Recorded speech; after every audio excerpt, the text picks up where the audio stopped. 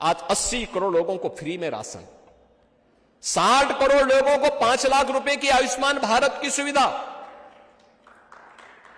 50 करोड़ लोगों के जनधन अकाउंट, भ्रष्टाचार को रोकने की प्रभावी उपाय डीबीटी, 50 करोड़ लोगों के अकाउंट खोले गए, 12 करोड़ अन्नदाता किसानों को प्रधानमंत्री किसान सम्मान निधि का लाभ। बहन और भाइयों, 10 करोड़ गरीबों के घर में उज्ज्वला योजना के फ्री में कनेक्शन, 4 करोड़ गरीबों को आवास, और आज के संकल्प पत्र में कहा गया कि 3 करोड़ और को देंगे। अभी आज ही के संकल्प पत्र में प्रधानमंत्री जी ने कहा है। बिजली 2.5 करोड़ घरों तक पहुंचा दी गई। ये गरीब कल्याण की योजना है। कांग्रेस करती नहीं थी, मोदी जी ने करके दिखा दिया। और तो और अभी बलोनी जी कह रहे थे, कांग्रेस कहती थी कि राम तो हुए ही नहीं, और आज जब अयोध्या में 500 वर्षों का इंतजार समाप्त करके प्रभु राम का भव्य मंदिर बन गया है, अब कांग्रेस के लोग कहते हैं, अब कांग्रेस के ही लोगों के स्वर बदल गए। अब कहते हैं कि राम तो सबके हैं।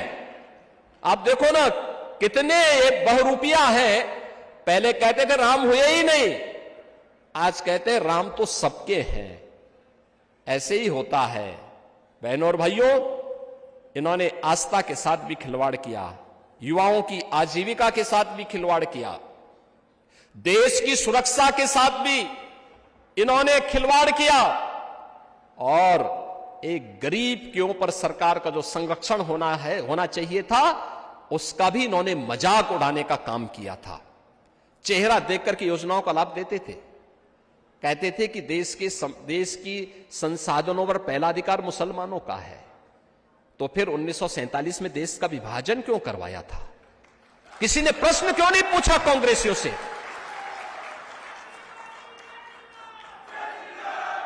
भारत का नागरिक कहां जाएगा?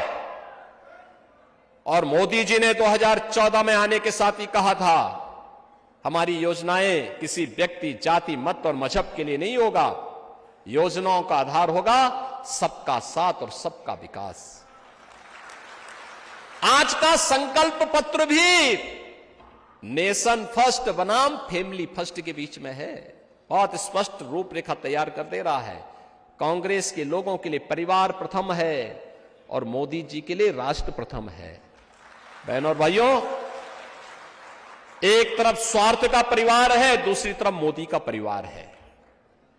एक तरफ देश को अलगाववाद, आतंकवाद, अराजकता, भ्रष्टाचार के आगोश में ले जाने की कांग्रेस की गारंटी है, और दूसरी तरफ भारत को विकसित भारत और आत्मनिर्भर भारत बनाने की मोदी की गारंटी है।